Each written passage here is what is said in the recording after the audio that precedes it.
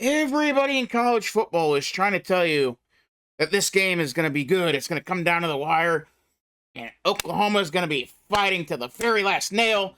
And I am not going to lie to you, like those guys are. Or, I don't want to say lie, but wishful thinking. I'm Dylan Hildreth. This is the Dylan Hildreth Show. Make sure to like the video, subscribe to the channel, hit the notification bell so you don't miss any football and racing. Let's dive into this, shall we? So, though, a lot of people are believing the hype, it looks like. It opened up, this game, Oklahoma, Alabama, in Tuscaloosa, opened up as Bama being a 7.5-point favorite. That has dwindled down to 5.5. That is a lot. That is 2 points of wishful thinking from a lot of people. I hate to be the one to break it to everybody. This game ain't going to be close. You look at the one thing Oklahoma can do, and that's yards per game, passing yards per game. Now this is on the defense, and look who's hovering around the top 10. You got freaking Bama. And then we kind of scroll on down, and then you got Oklahoma. Still in the upper echelon, but not nearly as high. 181.8 to yards given up to Alabama's 164.1.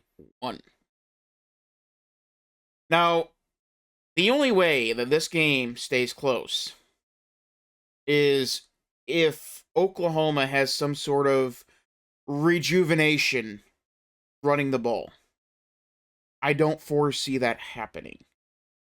Now, you can tell me Oklahoma's got a really good rushing defense. That is true.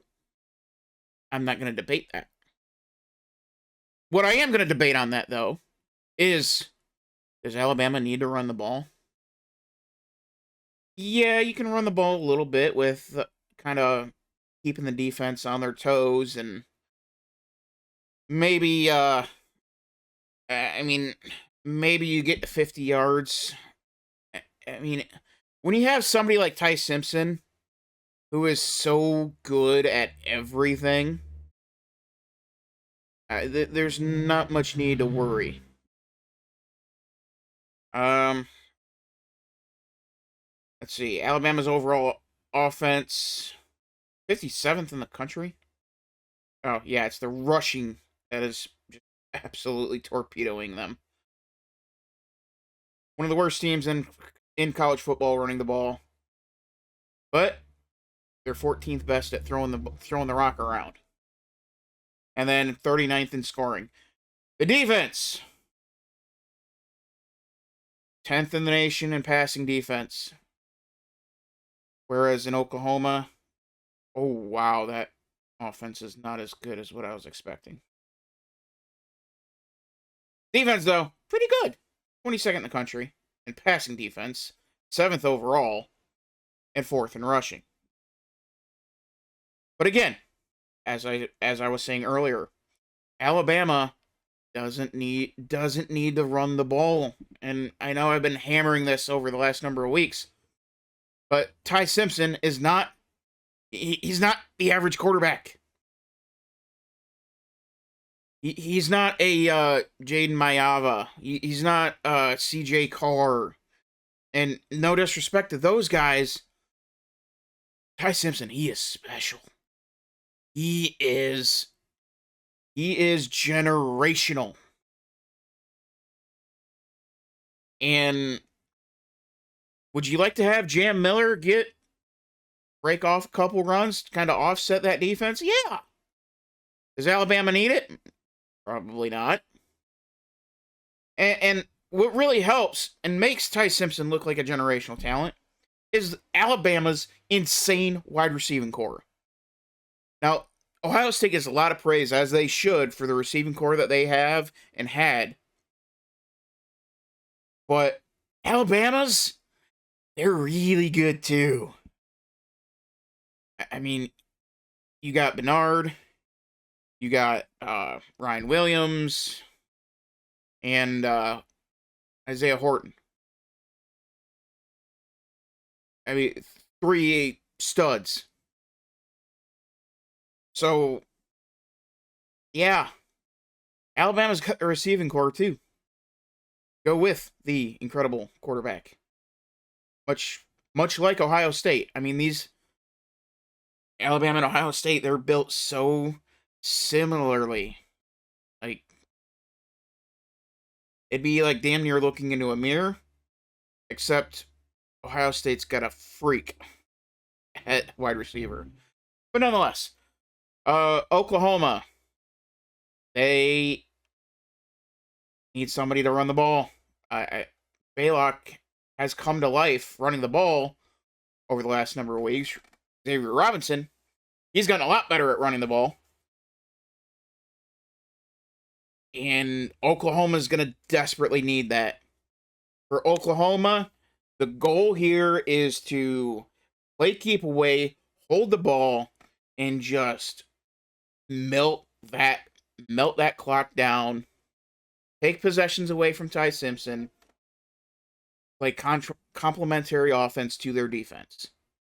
That has got to be the game plan. Use Torrey Baylock. Use Xavier Robinson. If it feels like you're running into a brick wall, well, keep running into it. Because you need to get that dam to break, and you're not going to do it over the course of a quarter or a half. You have to be playing the long game here if you're Oklahoma. And win that fourth quarter, and on top of that, not letting Oklahoma jump out to that big lead. And if you're able to get Alabama into that 3rd and 6 or 7 or longer, you have to make sure you get them off the field. That's where Georgia failed miserably. Third down defense, and that obviously, as you all know, that starts with winning 1st and 2nd down. Get into those 3rd and 7 or longer situations. So that way, your defense doesn't have to guess. So, let's take a look at the college football nerds. Alabama, Oklahoma. What does the model say? Wow. Wow. 21-20. Oklahoma is what this model says. Wow. I do not have this at all. 2021 Oklahoma. Obviously, this is neutral site, but nonetheless, I don't understand this at all. They're saying that Alabama rushing is going to be even worse. The passing is going to be held just below average. Now, Alabama's rushing offense is going to be able to hold Oklahoma's offense, but it's the passing. It is John Mateer slinging it around the yard is what the model believes is going to propel Oklahoma over Alabama. Now, if I remember correctly, this model, it only has head-to-head on a neutral field. Obviously, it's in Bryant-Denny, and things are a little bit different when you're on the road as opposed to a neutral site. But usually that is a 3-point difference according to Vegas. So, let's see.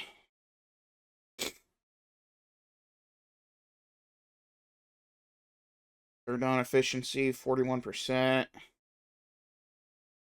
0.9 yards carry.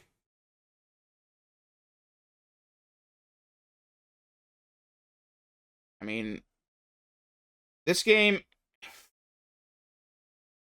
has 41. Pretty much 42 being the total points. I didn't look at the over under 45. So the model is saying take Oklahoma and take the under.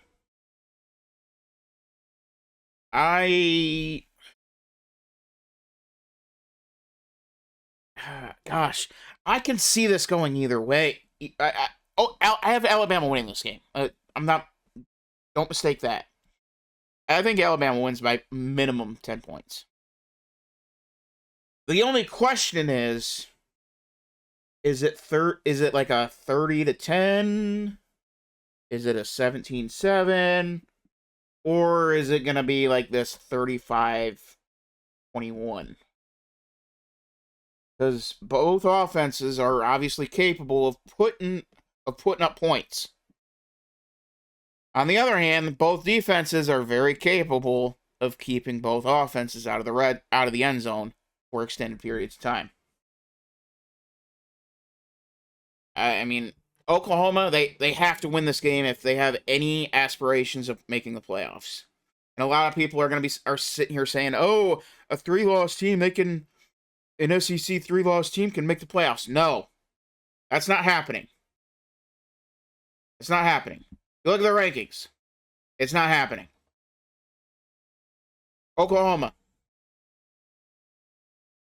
should they lose this game, especially in the fashion that I think they lose it, they are falling. I would imagine somewhere in the USC, Virginia, Louisville range. Although we also have to put into consideration the SEC bias. So they might fall. They could fall to 13th and still have a shot at making it.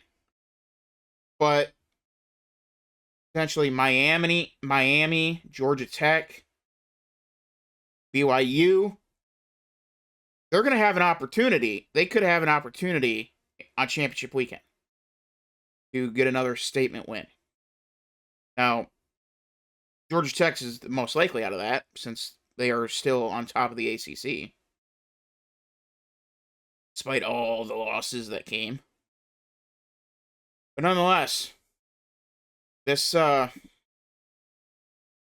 game, give me Alabama and let's see, it's supposed to be good weather, sunny.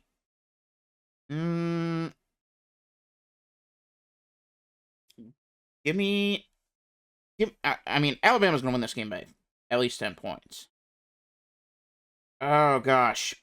I'd stay away from the over-under total. But, gun to the head, have to make a choice. I'm going to say under. Especially if we get closer to the game, because people are usually opportunistic and pick the over, bringing the over up. But this is definitely one that would be good for a teaser. This is definitely the game that you want to tie your teaser to for all the games. So, give me Alabama. Give me the under. And, yeah. So, that is my Oklahoma, Alabama pick. Tied. The under. It's not close. Goodbye, Oklahoma. Enjoy your collapse. Make sure to like the video, subscribe to the channel, hit the notification bell so you don't miss any racing or football, and we'll see you in the next one.